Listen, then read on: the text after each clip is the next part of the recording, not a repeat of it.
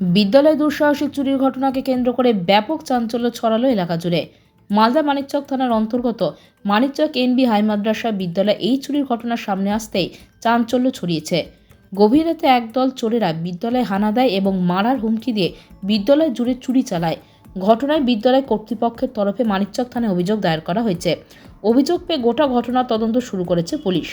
জানা গেছে, রবিবার গভীর রাতে 10 থেকে 15 জনের দুষ্কৃতী দল বিদ্যালয়ে হানা দেয়। নৈশ প্রহরীকে প্রাণে মারার হুমকি দেয় এবং তারপর নৈশ প্রহরী অজ্ঞান হয়ে যায়। এরপর দুষ্কৃতীরা 3টি অফিস রুমে তালা ভেঙে দুঃসাহসিক চুরি চালায়।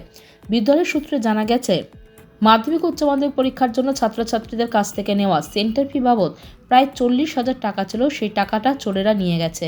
কম্পিউটার, হার্ড ডিস্ক ও মাইক্রোফোনের স্ট্যান্ড এবং ছাত্রছাত্রীদের কাছ থেকে বাজেয়াপ্ত করে রাখা 3টি মোবাইল ফোন নিয়ে চম্পট দিয়েছে চোরেরা। সোমবার বিদ্যালয় কর্তৃপক্ষের কাছে খবর পৌঁছতেই ছুটে আসেন ভারপ্রাপ্ত প্রধান শিক্ষক মমিনুল হোসেন। ঘটনায় পুলিশ প্রশাসনের কাছে লিখিত অভিযোগ দায়ের করেছেন বিদ্যালয় কর্তৃপক্ষ। খবর পেয়ে পুলিশ গোটা বিষয়টি খতিয়ে দেখছে এবং তদন্ত প্রক্রিয়া শুরু করেছে। 3টে অফিস ঘরে সমস্ত তালা ভেঙে, লকার ভেঙে সব জিনিস ছাড়খাড় করে দিয়েছি। আমি জিজ্ঞাসা করলাম কী কী নিয়ে গিয়েছে। তিনি বললেন যে আমি কিছু বলতে পারবো না। এসে কি দেখলেন? এসে আমি প্রথমেই দেখলাম হার্ড ডিস্কটা নেই, এখানে মাইক্রোফোনের যে স্ট্যান্ডটা সেটা নেই, ভেঙে পড়ে আছে। তালাগুলো দেখলাম কাটা অবস্থায় আছে, কেটেছে, ভেঙেছে। এই লকারগুলোকে দেখছি ঠিক সেইভাবে খোলা আছে এখনো। এই টিউবওয়েলটা বাইরে ছিল। কি রকম মনে হচ্ছে? কিছু দিয়ে কি আঘাত টাঘাত করেছে? কি মনে হচ্ছে কি দিয়ে আঘাত করেছে? এই তো হয় সম্ভবত এই টিউবওয়েল দিয়ে, বা মনে হচ্ছে শাবল দিয়ে, আচ্ছা, যেটা রড বলা যেতে পারে, সেইটা দিয়ে আঘাত করা হয়েছে। আঘাত করে এমন করে দুমড়ে মুচড়ে দিয়েছে, সেই জিনিসগুলো এখন খুলছে বলে। আচ্ছা, মানে কি তাণ্ডব চালানোর মতো? হ্যাঁ, একেবারে একটা ডাকাতি করলে যেমন তাণ্ডব চালায় ঠিক তেমন। এটাকে চুরি বললেও কম হবে।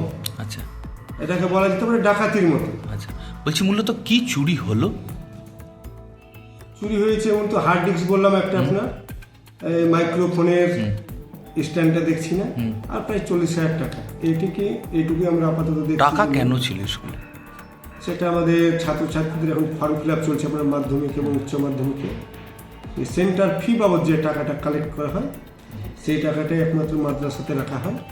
আর কাউন্সিল বা বোর্ডে যে টাকাটা দেওয়া সেটা ব্যাংকে জমা হয়, সেই টাকাটাই ছিল। পুলিশ প্রশাসনকে জানিয়েছেন? হ্যাঁ, জানিয়েছি। আমরা লিখিতভাবে আজকে আমি মাদ্রাসায় এসে প্রায় 11টা নাগাদ লিখিতভাবে আমি জানিয়েছি। পুলিশ প্রশাসনও এসে সেগুলো সব ইনভেস্টিগেশন করে গিয়েছে। আচ্ছা, নাইট গার্ড ছিল না আপনাদের? হ্যাঁ, নাইট গার্ড ছিল। নাইট গার্ড একটা ছোট ঘর আছে, সেই ঘরে ঘুমায়। তিনি আমাকে খবর দিয়েছিলেন। তিনাকে আমি জিজ্ঞাসা করলাম যে এতটার সময় কেন খবর তো সরাসরি রাত্রেও পেতে পারতাম আমি। তো তিনি বললেন যেটা যে 10-15 জন লোক ছিল, তাদের মুখে সব কাপড় বেঁধেছিল, আমাকে হুমকি দিয়েছিল প্রাণে মারা। ভয়ে তো ওই সবইতে আমি অজ্ঞান হয়ে গিয়েছি, আমার কোনো চেতনা ছিল না। পরে যখন আমার স্ত্রী এসে বাড়ি মাদ্রাসার পিছন দিক থেকে ডাক দেয় আমাকে যে এত বেলা হয়ে গেছে, তারপর কেন উঠছেন না, তখন আমার ঘুম ভেঙেছে। আচ্ছা, ঘুম ভাঙার পরে আপনাকে জানিয়েছি, এই কথাই আমাকে তিনি বললেন। কি মনে হচ্ছে কি উদ্দেশ্যে এরকম হলো আপনাদের স্কুলে?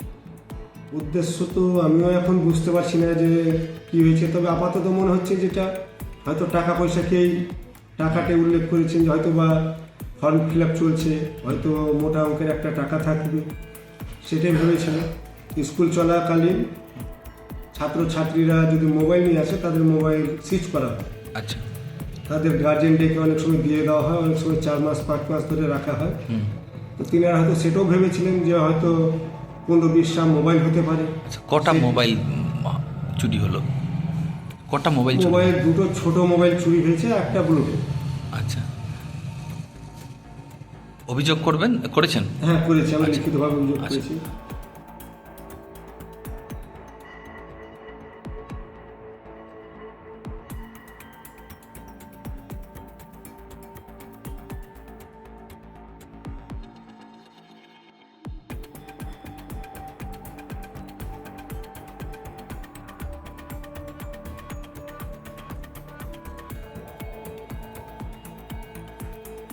Bureau news Bangla.